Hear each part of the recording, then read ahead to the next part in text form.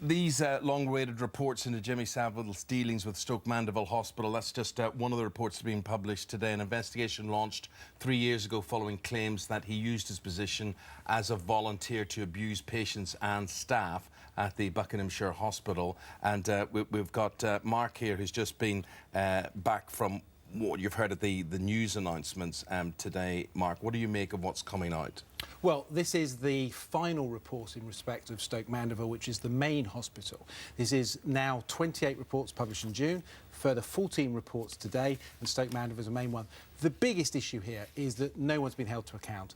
We've got 63 separate victims of Savile over a period of many, many years, the youngest being 8, the oldest being 40, and on 8 separate occasions, victims told their family, staff at the hospital, sisters, middle management and managers, and in one case a registrar. So why has nobody been held accountable? Well, so even after following this report, will people be found accountable? Sadly not. The report author says that some of those people are dead, some of those have now lost their memory, and some of those aren't able to remember anything, and indeed for some they can't. And what's the point of this? Yeah. What's the point of doing all of this? Well, I think that's the biggest issue, and I think from a public point of view, it's why is nobody being held to account? We know Savile was an offender, but what we now need to know is that firstly it will never happen again, and secondly that those people who failed to act, who failed to protect the most vulnerable people in hospital, why are they not being held to account?